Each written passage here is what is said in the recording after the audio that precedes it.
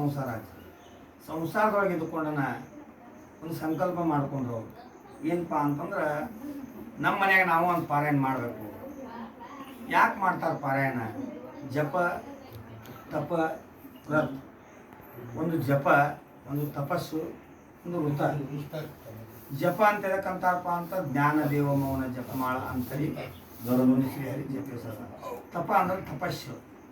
ವೃತ ಅಂತಂದ್ರೆ ಇವೆಲ್ಲ ನಮ್ದು ಹೆಚ್ಚಿಂದಂತಂದ್ರೆ ಏಕಾದಶಿ ವೃತ.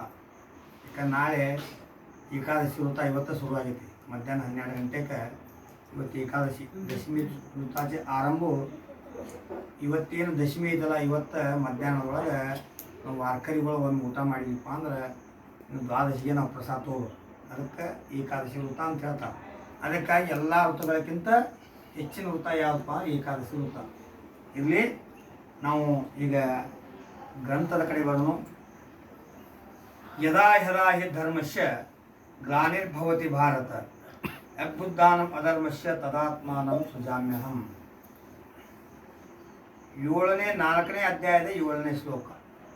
700 ಶ್ಲೋಕದ 7ನೇ ಶ್ಲೋಕ. ಅದು ಪರಮಾತ್ಮ ಏನು ಹೇಳ್ತಾನಪ್ಪ?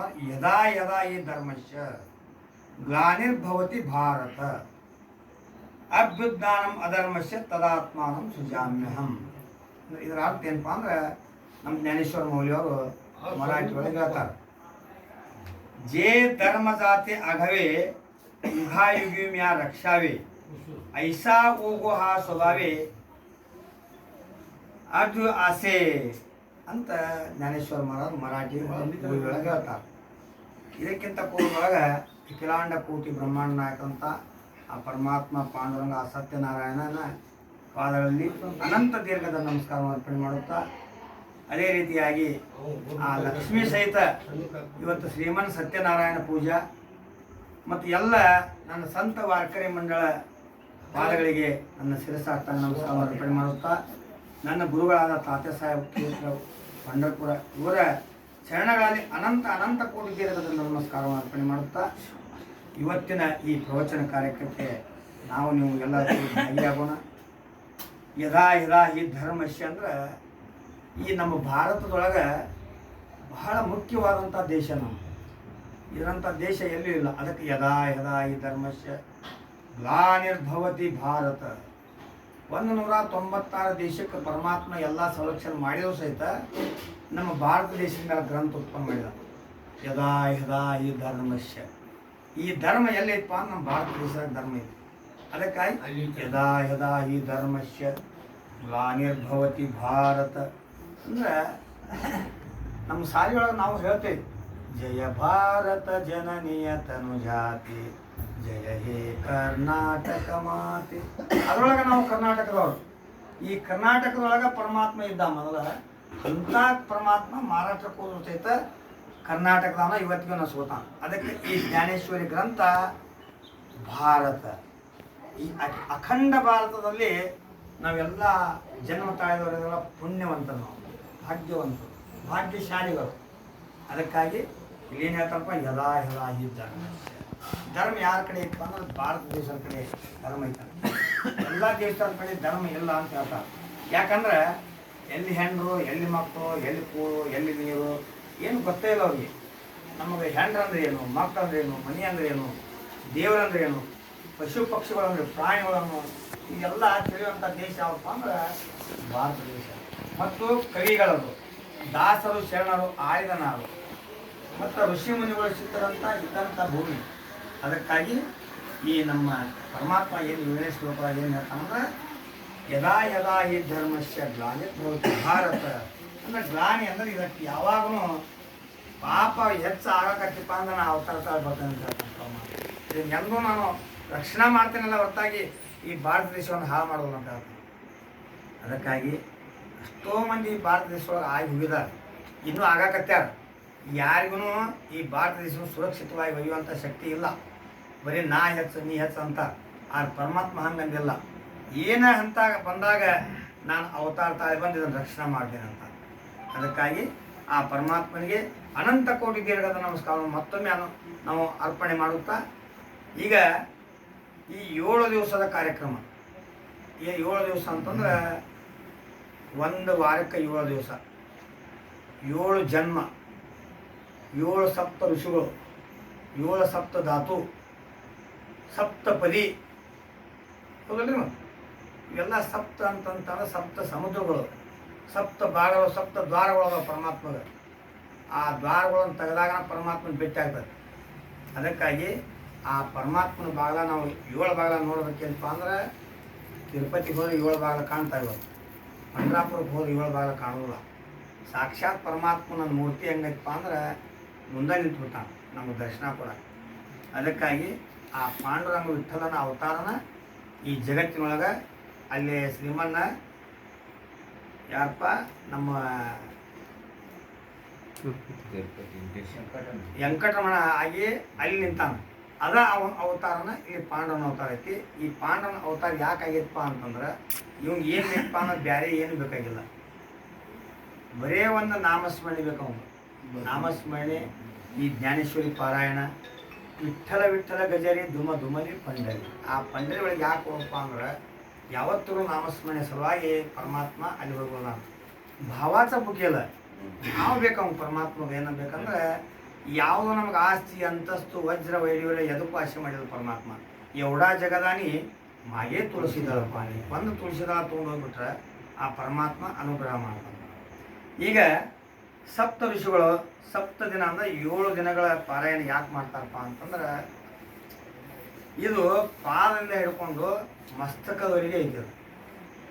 ಇದ್ರೊಳಗೆ 7 ಜನ್ಮ ಅಂತಂದ್ರೆ ಧ್ರುವ ಪ್ರಹ್ಲಾದ ಅಂಬರೀಷ, ಧ್ರುವ ಪ್ರಹ್ಲಾದ ಅಂಬರೀಷ ಮತ್ತು ನಾಮದೇವ, ಅಂಗದ, ಉದ್ಧವ, ತುಕಾರಾಮ್ 7 ಜನ್ಮ ಇವೆಲ್ಲ ಭಕ್ತರಾಗಿ ಪರಮಾತ್ಮ ಬಂದರು. ಅನಂತ ಭಕ್ತರದಾರ ಖರೆ. ಆ ಯುಗ ಯುಗಾಂತರ ಭಕ್ತರಿದ್ದವರು ಈಗ ಧ್ರುವ ಇವತ್ತಿಗೂ ಕಾಣ್ತಾನು. ಎಲ್ಲಿ ಕಾಣ್ತಾನು? ಪ್ರತ್ಯಕ್ಷವಾಗಿ ಇವತ್ತು ಕಣ್ಣಿಗೆ ಕಾಣ್ತಾನೆ. ಧ್ರುವ ನಕ್ಷತ್ರ ಆಕಾಶದಲ್ಲಿ ಕಾಣ್ತದೆ. ಪ್ರಹ್ಲಾದಂತೂ ನಿಮ್ಗೆಲ್ಲರಿಗೂ ಇತಿಹಾಸ ಗೊತ್ತಿದ್ದೈತೆ. ಅಂಬರೀಷನ ಸಲುವಾಗಿನ ದಶಾವತಾರ ಮಾಡಿದ ಪರಮಾತ್ಮ ಧ್ರುವ ಪ್ರಹ್ಲಾದ ಅಂಗದ ಏನು ಮಾಡಿದಪ್ಪ ಅಂದ್ರೆ ಸ್ವತಃ ವಾಲಿ ಮಗ ಇದ್ರು ಸಹಿತ ರಾಮನ ಭಕ್ತ ಅನಿಸ್ಕೊಂಡ. ನಾಮದೇವ್ ಮಹಾರಾಜರಂತೂ ಶಂಕರೊಳಗೆ ಜನ್ಮ ತಾಳಿ ಬಂದು ಪರಮಾತ್ಮನ ಶತಕೋಟಿ ಅಭಂಗ ರಚನೆ ಮಾಡ್ತಾ ಪ್ರತಿಜ್ಞೆ ಮಾಡಿದರು.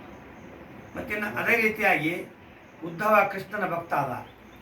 ತುಕಾರಾಮರು ಪರಮಾತ್ಮನ ಪರಮ ಭಕ್ತರು ಆದರು, ಸಂತರು ಆದರು, ವೈಕುಂಠವಾಸಿಗಳಾದರು. ಅಂಥ ತುಕಾರಾಮ್ ಮಹಾರಾಜರು ಇವತ್ತು ಈ ಸಂಪ್ರದಾಯಕ್ಕೆ ಕಳಿಸ್ಬಿಡಾರ. ಜ್ಞಾನೇಶ್ವರ ಮೌಲ್ಯವರು ಈ ಗ್ರಂಥವನ್ನು ಬಿಡುಗಡೆ ಮಾಡಬೇಕಾದ್ರೆ ತಮ್ಮ 14ನೇ ವರ್ಷದೊಳಗೆ ಈ ಗ್ರಂಥವನ್ನು ಬಿಡುಗಡೆ ಮಾಡ್ಬೇಕಾದ್ರೆ ಸಾಮಾನ್ಯ ಕೆಲಸ ಮಾಡಲಿಲ್ಲ. ಯಾಕಂದ್ರೆ 14 ವರ್ಷದೊಳಗೆ ನಮ್ಗೆ ನೆಟ್ಗೆ ಒಂದು ಅನ್ನೋ ಅಕ್ಷರ ಜ್ಞಾನ ಬರೋದಿಲ್ಲ. ಅಂಥ ಟೈಮ್ನೊಳಗೆ ಜ್ಞಾನೇಶ್ವರ ಮೌಲ್ಯವರು ಜನ್ಮ ತಾಳಿ ಬರಬೇಕಾದ್ರೆ ಅದಕ್ಕೆ ಯದಾ ಯದಾ ಮನುಷ್ಯ ನಿರ್ಭವತಿ ಭಾರತ. ಇದು ಕೃಷ್ಣ ಪರಮಾತ್ಮ ಅರ್ಜುನಿಗೆ ಉಪದೇಶ ಮಾಡಿದಂಥ ಒಂದು ಮಹಾಗ್ರಂಥ ಭಗವದ್ಗೀತಾ ಅಂದ್ರೆ ಪಂಚಮ ವೇದ. ಈ 4 ವೇದದೊಳಗೆ ಈ ಭಗವದ್ಗೀತೆಗೆ ಪಂಚಮ ವೇದ ಅಂತ ಹೇಳ್ತಾರೆ. ಇದಕ್ಕೆ ಜ್ಞಾನ ಈಶ್ವರಿ ಅಂತ ಹೆಸರು ಯಾಕೆ ಬಂತಪ್ಪ ಅಂತಂದ್ರೆ, ಇದರೊಳಗೆ ಏಕನಾಥ್ ಮಹಾರಾಜರು, ಜ್ಞಾನೇಶ್ವರ ಮಹಾರಾಜರು, ಸಚ್ಚಿದಾನಂದ ಭಾವ ಇವರು ಕೂಡಿ ಗೋದಾವರಿ ನದಿ ಮೇಲೆ ಇದನ್ನು ಅತಿ ಶುದ್ಧವಾಗಿ, ನೀವು ಕಡೆ ಇದರೊಳಗೆ ನಿಮಗೆಲ್ಲ ಬರ್ತೈತಿ ನಾಳೆ ಮುಂದೆ, ಅತಿ ಶುದ್ಧವಾಗಿ ಗೋದಾವರಿ ನದಿ ದಂಡಿ ಮೇಲೆ ಪೂರ್ಣ ಮಾಡಿದರು. ಇದರೊಳಗೆ 4 ಜನ ಇರೋದು. ಒಬ್ಬರು ಧೃತರಾಷ್ಟ್ರ, ಒಬ್ಬ ಸಂಜಯ, ಒಬ್ಬ ಅರ್ಜುನ ಮತ್ತು ಕೃಷ್ಣ ಪರಮಾತ್ಮ. ಈ ಗ್ರಂಥದೊಳಗೆ ಇದ್ದವ್ರು ಅಂದ್ರೆ ಅವರ 4 ಮಂದಿ ಕೂಡಿ ಕೃಷ್ಣ ಪರಮಾತ್ಮ ಅರ್ಜುನ ಉಪದೇಶ ಮಾಡ್ತಿದ್ದ, ಸಂಜಯ ಧೃತರಾಷ್ಟ್ರಿಗೆ ಹೇಳ್ತಿದ್ದ. ಯಾಕಂದ್ರೆ ಇದನ್ನು ನೋಡಕ್ಕೆ ಮತ್ತೊಬ್ಬ ಕುಂತಿದ್ದ.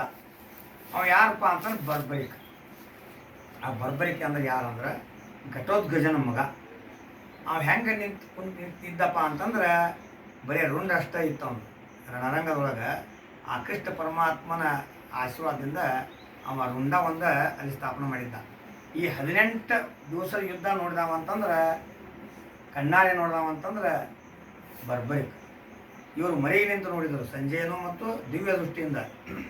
ಅರ್ಜುನ ಮತ್ತು ಕೃಷ್ಣಪ್ಪ ಅಂತೂ ಉಪಸ್ಥಿತರಿದ್ದರು.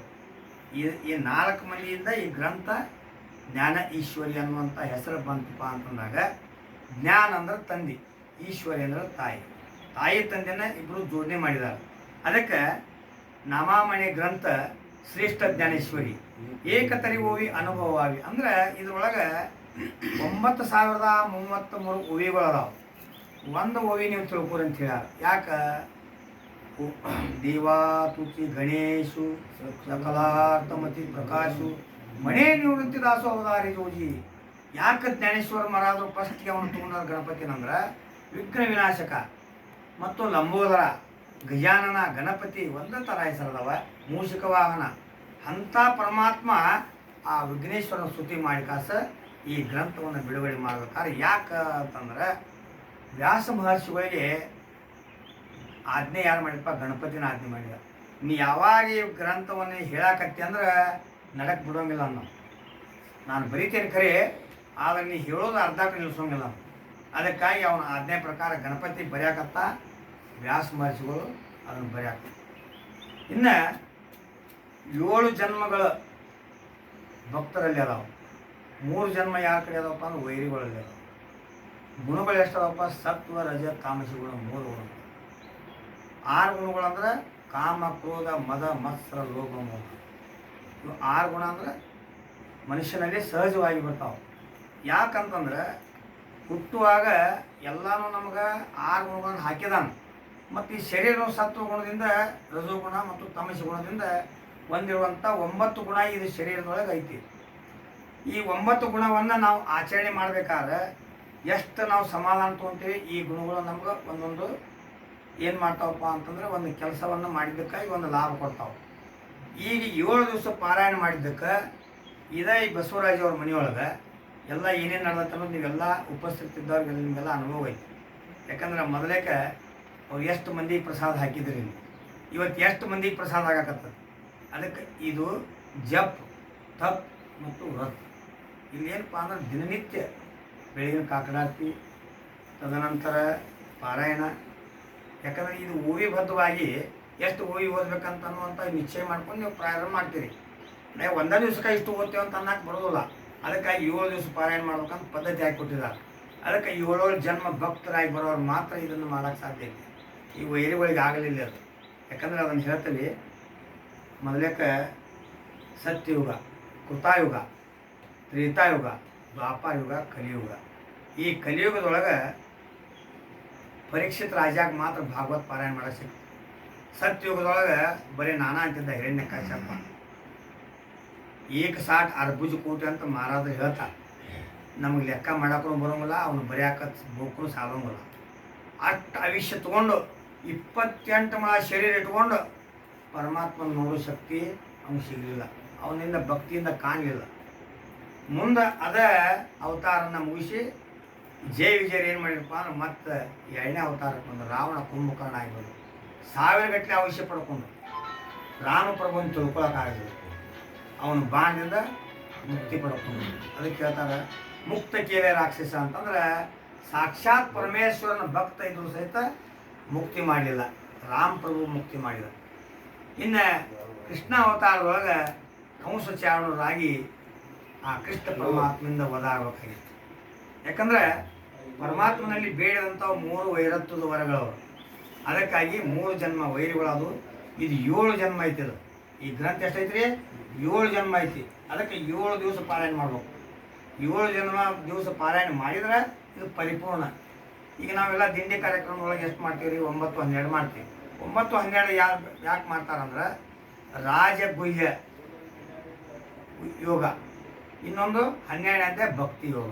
ಅದಕ್ಕೆ ಎಲ್ಲಕ್ಕಿಂತ ಭಕ್ತಿ ಭಾಳ ಶ್ರೇಷ್ಠ ಐತಿ. ಭಕ್ತಿ ಬೆಳಿಬೇಕಾದ್ರೆ ಏನು ಬೇಕು?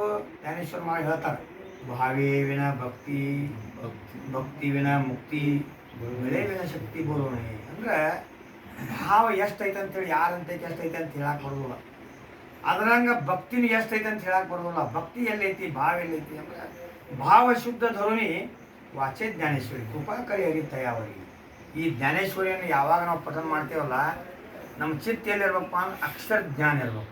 ಆ ಅಕ್ಷರಗಳ ಮೇಲೆ ಇಲ್ಲಿ ನೋಡ್ರಿ, ಜೇ ಧರ್ಮ ಜಾತಿ ಅಗವೇ ಯುಗಾವಿಗಿಮ್ಯಾ ರಕ್ಷಾವೇ, ಹಿಂಗೆ ಸ್ಪಷ್ಟ ಅಕ್ಷರಗಳು ಬರೋದು. ಇದಕ್ಕೆ ಒಂದು ಲಕ್ಷ್ಯ ಐತಂತ ಹೇಳ್ತಾರೆ. ಅದಕ್ಕೆ ಹೇಳ್ತಾರೆ ಭಾವ ಶುದ್ಧ ಧರುಣಿ. ಧರುಣಿ ಅಂದರೆ ಹಿಡ್ಕೊಳ್ಳೋದು. ವಾಚೆ ಜ್ಞಾನೇಶ್ವರಿ ಹೇಳೋದು.